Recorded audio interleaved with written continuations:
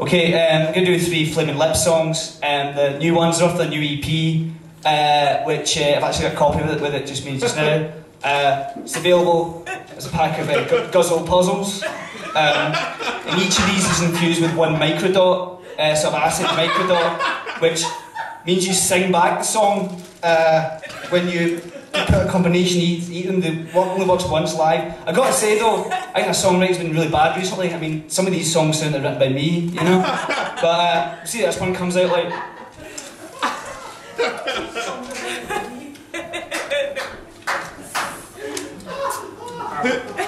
Who's messing this? Who's messing this?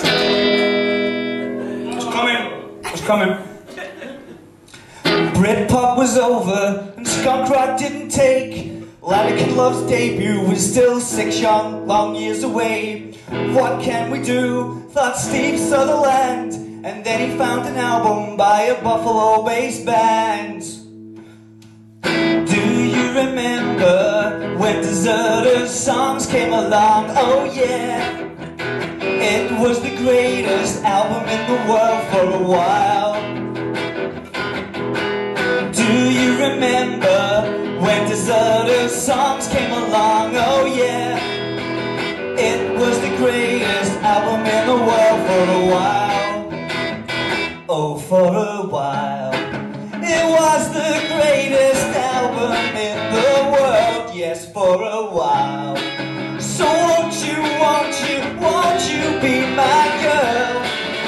In 1998, got us in a doorway was the lead-off single of the set, oh yeah.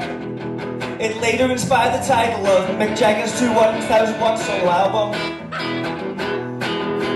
There was some bottleneck stuff. There was some bottleneck stuff built in promotional groundwork laid down by Goddess on the Highway. The vocal melody was noticeably reminiscent of Do You Think I'm Sexy?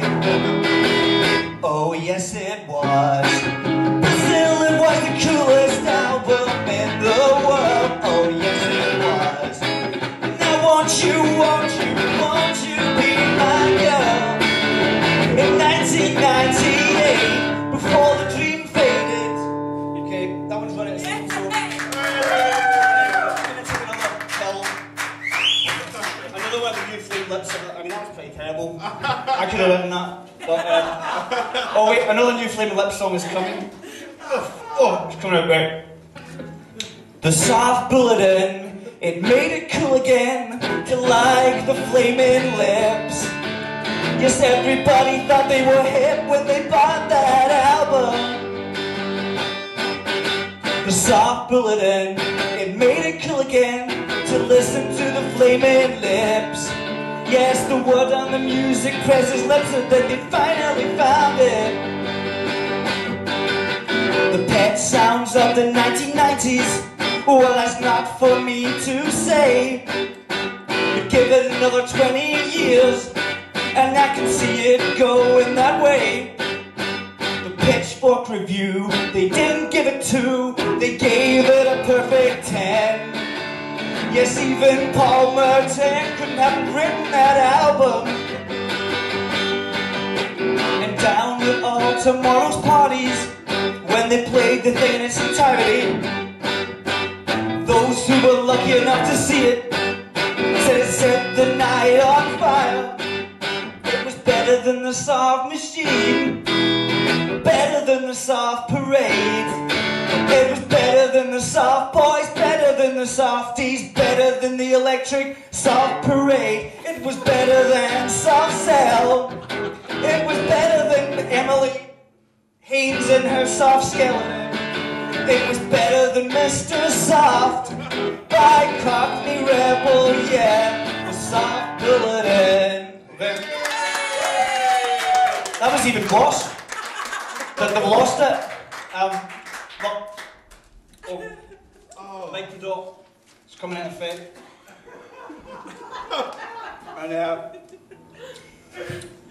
And a new millennium, a new decade. Who will wear the crown? Daphne and Celeste and Godspeed You Black Emperor were the only noise in the town. I looked to the skies for a new kind of music and I saw Grandaddy there. California space rock on Big Cat Records lifted me from my despair. Software Slump was not a sophomore slump. In fact, it was the greatest album Grandaddy ever released, Even though I never heard it was the greatest album that he never released. Even though I never heard it was the greatest album that he ever released. Oh yeah,